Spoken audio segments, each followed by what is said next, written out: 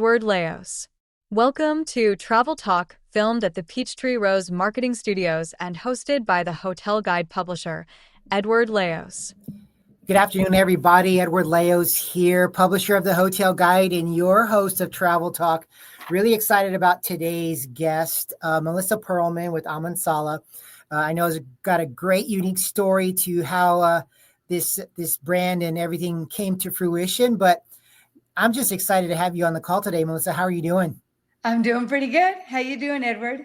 I'm doing well. I'm happy. Happy we're finally connected and get a chance to showcase you and your property to our guests. To our readers. But one of the things I always like to do is start for our listeners, for our readers out there, is they always say, "Hey, who are you talking to, Edward?" So, Melissa, why don't you tell us a little bit about yourself, how you got to where you are, and then we'll kind of talk a little bit about the property itself. Wonderful. Well, my name is Melissa Perlman. And, that's a loaded question. How did you get to where you are? I think for anybody. But that's a bit of a long story. But in a snapshot, I grew up in Phoenix, Arizona, and I always had sort of a wanderlust. I studied abroad in college, and then right out of college, I moved to Asia. And then when I was in Asia, I had to go out of Japan before everybody was in Japan. Like now it's such a buzz place. But every 6 months, you had to go out of the country.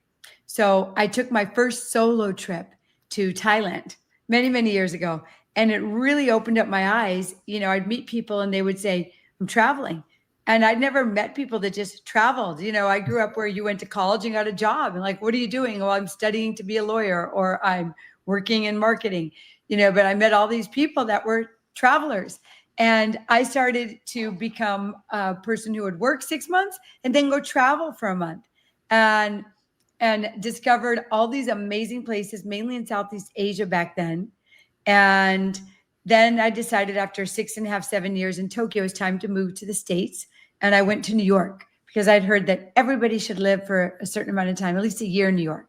So I went to New York and it was freezing, so I wound up being looking for a warm place, and somebody said, "You should go to Tulum." I never heard of Tulum. I was like, "To what?" Back then, now everybody knows Tulum, but back then people didn't know what Tulum was. And I took a flight to Miami, and from Miami to Cancun, because they didn't even have a lot of direct flights out of New York to Cancun, and took like a chicken bus, one of those old fashioned buses like you'd see in the movies. And I arrived to Tulum and I saw the most beautiful, amazing white beach, sand, beautiful white sand, beautiful turquoise waters. And I fell in love with it. And then, I wound up moving to New York and getting myself an apartment and establishing myself there. And then several years later, 9/11 happened. Yeah. And everybody was talking about where they were going to escape to. People were going off to Connecticut to their houses there, or to the Hamptons. And being that I wasn't from the East Coast, I didn't have a place to go. And so I thought to myself, I'm going to go to Tulum. Everybody was questioning, like, what am I doing with my life? If I could live anywhere, where would I live? And I'm like, I want to live on a beautiful beach. And so I packed up my studio apartment and I basically moved to Tulum. And back then it was very, very simple. Now we have a lot of options for lodging. There's a lot of condominium developments. There's a lot of hotels. There's hotels in the town. But back then it wasn't the case. It was more like a backpacker's haven. And so the accommodations were really simple. Some of them were even hammocks strung between a couple of coconut trees. Most places had a shared bathroom. And I basically packed up my studio apartment in New York with all the pretty things that I thought I'd need to make a little hotel. And I made my way down to Tulum. And so that's part of the story of how I wound up where I am. Well, that's amazing. I've obviously read a little bit about you and seen the website too, and in your journey from New York to Tulum, which you're right, it has changed over the years and just grown. But there's a reason what attracted you to it. There's a reason why you're housed there and what you're doing as well. But it gives you the ability to take this brand, this property, and really, I think, to help people. So why don't you tell us a little bit about Amansala and what you're doing there in Tulum? Well, so I wound up finding this property, and that was a whole nother story. But I put all the money I'd saved into it and renovated an old place and built a new place. But my concept wasn't just a hotel. Yeah. It was really about a place where people can come to rejuvenate from the inside out. So I put together this package because, back then people didn't really talk about going on retreats. It was either like a very sophisticated traditional spa experience, like a canyon ranch, for example. Yeah. But there weren't sort of off the beaten track, a little bit more adventurous. And I sort of put together all the things that I loved in traveling. A beautiful beach, healthy food, classes, community, pampering. And so I put together a package called Bikini Boot Camp. So now we run two packages, Restore and Renew and Bikini Boot Camp. They're both packages that focus on rejuvenating from the inside out through a combination of yoga, healthy eating, moving your body, meeting like-minded people, and just being in nature. So a typical day is people wake up at around 7:30. We do a little 10-minute sort of breath work of meditation and grounding. We go out on the beach and do a stretch and do about a 50-minute walk just to get the heart pumping, the blood flowing, start the morning.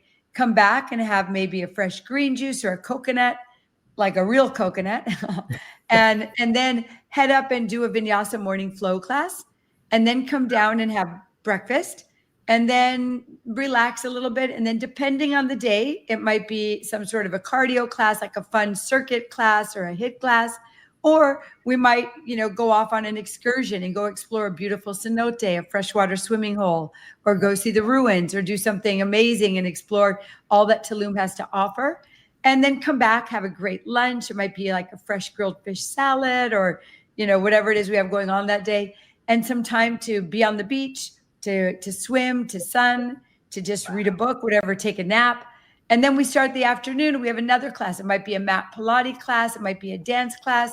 And then we have an evening restorative yoga with a lot of deep stretch and time to ground and dinner.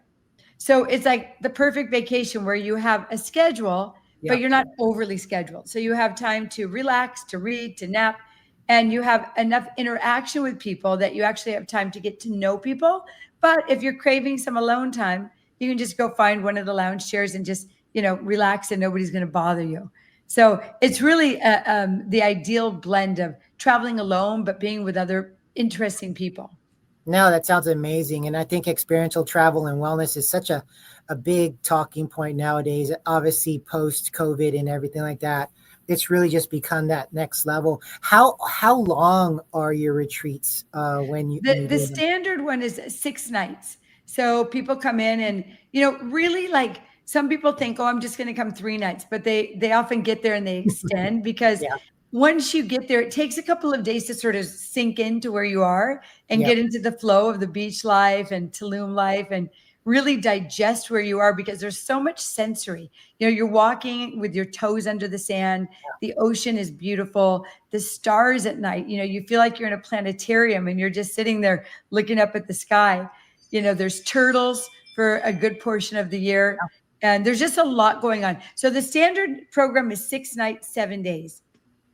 Wow, that's amazing. And that probably is a really good length of time. And especially when it gets you a chance to not only get grounded, but also to, if you want to engage with some of the other people who are also participating in the retreat with you and with them as well. So that just, I love your description of everything Tulum and what you're doing. It just makes me want to go right now and just kind of chill and be a part of that as well. But let's switch a little bit from the business side to the personal side, because I always like to ask my guests a couple of travel questions.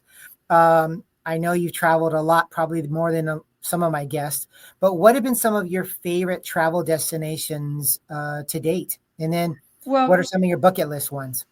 Well, I love Southeast Asia. I just love the weather. I love the food.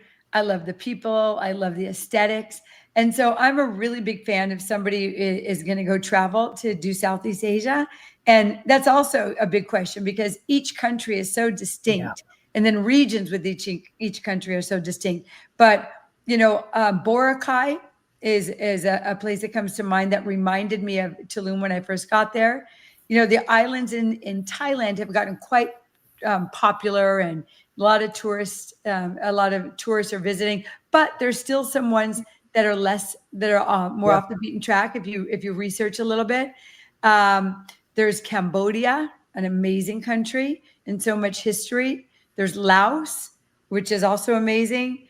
So yeah, and Japan. I just went back to Japan for the first time in many years, and I fell in love with it all over again. It's just so steeped in culture. It's not your place where you go and you get on the beach like a lot of the other places that I mentioned, but it's steeped in culture. It's so intact, and there's just something about it that you don't get anywhere else in the world. But at the end of the day, Tulum, I wasn't the type of person who would go somewhere and repeat it. I'd sort of go somewhere, really, take my time and get to know it, and then go to the next place. But when I discovered Tulum, it kept calling me back. There's something really magical about that place. Yeah. And, first of all, it's easy to get to.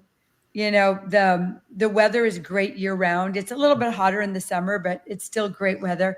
The food is fresh, fantastic. The people, there's a lot of Mayan people who are based in Tulum, and just warm people. And then it's steeped in culture as well. There's a lot of mysticism. There's a lot of traditions that are left intact. So I really love Tulum. It's still on the top of my list. That's good, especially since you're there. So that's actually a good travel spot for you. Talking about bucket lists, any bucket list travel ideas or spots for you? Yeah, I would love to do a safari. I haven't Okay. spent time in Africa, and I would love to be out there on the plains and experience living in one of those beautiful tents and spending some time there. So that's on my bucket list for sure. Oh, that'll be a fun one. I've actually had our editor-in-chief, Jennifer Broom, has been there a couple of times, and she just raves about the experience. And so she kind of keeps going back to it as well. So I think it's one of those things that once you've experienced, you try and find your way back to Africa and for that Yeah. experience as well. So we have a couple of minutes left. What's the best way for people to connect with you and with the brand, and if they want to be a part of the retreat, learn more about it? And then any final comments with regards to that? Well, whether you're looking for a retreat or just a vacation where you're traveling maybe alone and you want to experience something that's going to send you home looking and feeling better than when you arrive, or if you know somebody who's a little burnt out and they're saying, I need to get away, Amansala is an amazing option. And you can reach us on our website, which is amansala.com. We're also on Instagram, and we're at Amansala Tulum, and it's Amansala, and it means peaceful water in Sanskrit. So we'd love to hear from you.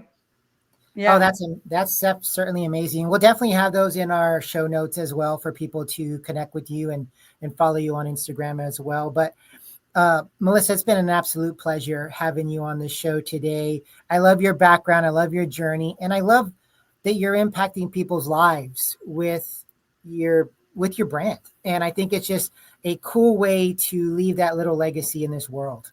Yeah, thank you so much. That's the idea, that we send people looking and feeling better than they arrived home. So that's the goal. Thank you so much for having me. Oh, perfect. It's been an absolute pleasure. And to all of our listeners and readers out there, you know the drill, thehotelguide.com. Follow us there. Please comment, like, subscribe, and also check out Melissa's place at Amansala. We'll have the website and the Instagram handle in our show notes as well.